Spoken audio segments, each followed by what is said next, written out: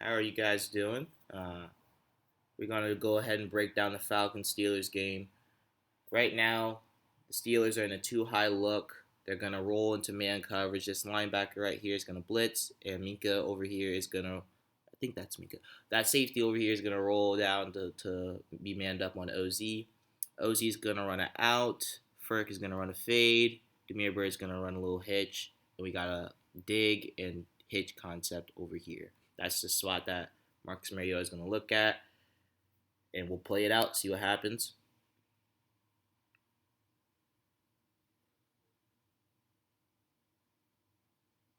All right. So I'm not gonna really go too much into this play, really. But basically, what happens is Drake London at the top of his route starts stuttering at the top of his route. Doesn't really sell vertical. Doesn't really get the DB to really flip his hips and then cut inside. That way, the DB is slanted inside. He plays the dig relatively well. Marcus Mariota throws a good ball, but it gets lotted away. That's basically what happens on that play. Um, I'm not gonna blame Marcus for decision making because he wanted that, but just need a better route from Drake London on that one. Anyway, I want to kind of really break down this matchup here between Caleb McGarry and T.J. Watt. He's one on one. He's on an island. And this is really important because Caleb McGarry is going to be an expiring contract uh, by the end of this year. We need to know if we're going to re-sign him or if we're going to let him walk. Right now, as this play is starting, TJ Watt is selling vertical.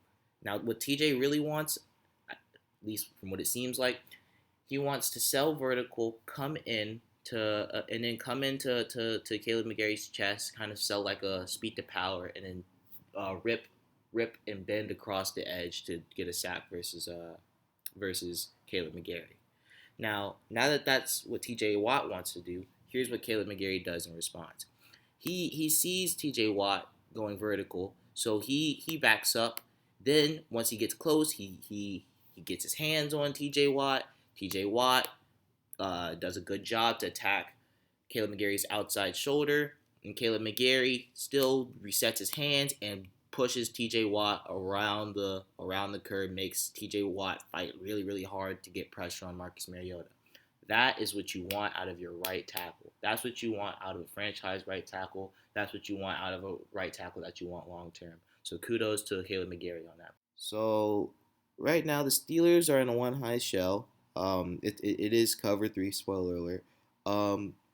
But here we're gonna run a kind of verticals concept. So the OZ's gonna motion over here. We're gonna run two verticals and then one crosser, and then Drake Lund's gonna run a drag, and CP's just gonna run a little swig route, flat route out the backfield. And as you'll see,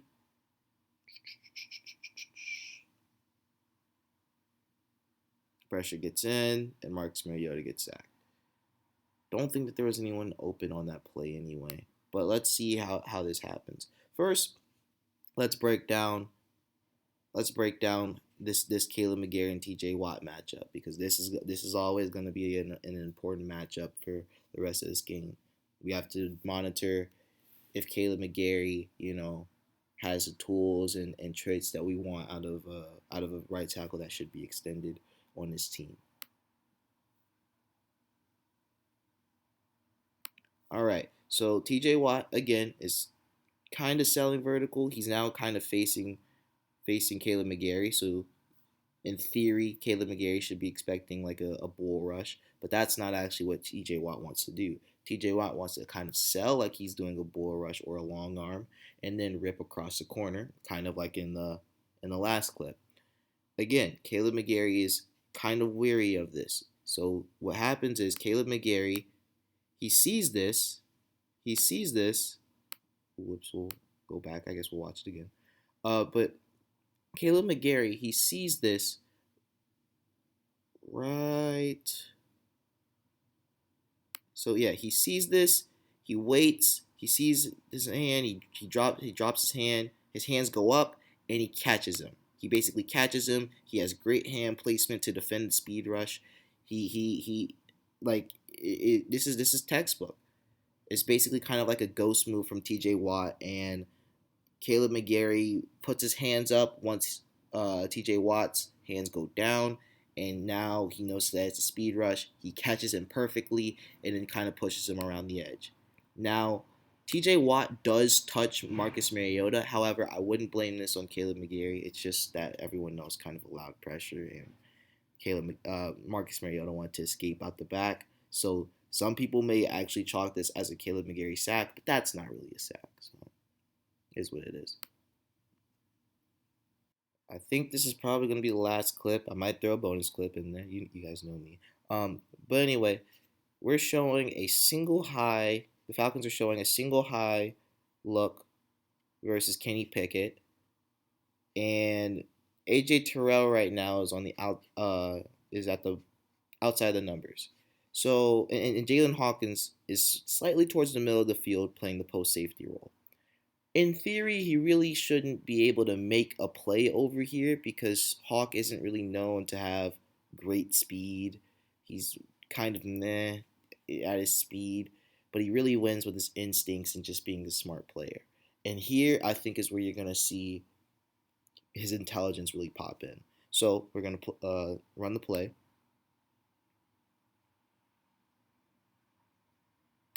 All right, so look at Kenny Pickett. Right now, he's doing his drop, but at the end of his drop, he then starts looking at Deontay Johnson. Now, AJ Terrell has this covered, quite honestly. Hawk could probably just, you know, he doesn't really need to worry about Deontay Johnson. He could just focus to the rest of the field. But no, Hawk is now in the middle of the field. He's relatively close to the middle of the field. Before he even throws the ball, Hawk is already in motion. He sees that Kenny Pickett has declared that he wants to throw it to Deontay Johnson just by his eyes. He's already in motion. The ball hasn't even come out. The ball hasn't even come out. Boom. The ball is now coming out, and now Jalen Hawkins is almost is relatively close to making a play. The ball now gets relatively close to the spot, and Hawk starts slowing down only because he wants to pick this ball off. The ball comes, Deontay Johnson gets in front, and it ends up being a drop. But this to me is a great play by Hawk because he reacted before the ball was even thrown. This to me is some stuff that Richie Grant had shown in his tape at UCF. This is some really good stuff to play free safety. It's not enough just to be fast or it's not enough to be smart. It's to be instinctual. To be instinctual and know your keys and feel comfortable playing free safety, having vision. And Hawk is showing that. So that's why I think that he's a really good safety. You could possibly say that he was the best. He performed as the best safety for the Falcons today. He offers a lot. He can play single high. He can play two high. He can play man coverage. He's a very versatile safety. Okay, so the Steelers are in two high. They are just playing off man. Actually, correction. They're playing cover five, which is basically two high man coverage, but they're playing it from off coverage.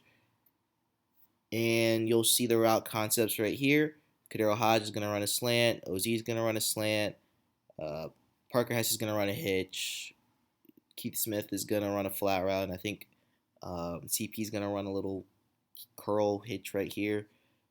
But yeah, we'll see how the play kind of plays out. All right, so there's pressure right in his face. The play isn't even over. It's just now getting into his reads, so now he has to step up. He steps up. No one's open. He's still waiting, and then he sees pressure again, so he dodges that. He dodges into pressures and then dodges that, and then someone now is leaking out for a touchdown. Marcus Mariota sees this. He throws it, gives his arm into it, and it's underthrown. However, I would call this a drop on Kadero Hodge. Hopefully, we can get a much clearer angle from the line angle. But the DB did not really push the ball out. It was more of him dropping it. Like he caught it but then dropped it. Like he just got to like bounced off. I think of him rather than the DB. Good job from the DB recovering, but Kadero Hodge has to reel that in. But it's tough. Anyway, we're gonna take a look from the line angle, kind of see what Caleb McGarry and TJ Watt, this little matchup that we got going on. All right, Caleb McGarry is gonna go out and attack TJ Watt, and TJ Watt sees this. He's gonna dip and rip. Basically, he's just gonna dip his shoulders, attack that outside shoulder from Caleb McGarry. Caleb McGarry has his arm up, and TJ Watt is kind of bothered by it. He then swats that hand away, and TJ Watt's trying to do something, but he can't do anything. He can't get to Marcus Mariota. He's one of the only dudes here who did not allow pressure. Well, I mean, until the very end. But that's a decent job. That is a decent job from Caleb. Yep. Actually, we'll take a look at that little catch one more time. See what I mean right here. All right. Ball gets thrown. Yep, see, actually, that's really good ball placement. Ball's right here, right in the play button. Kadero Hodge has it, and then kind of drops it. So, is what it is.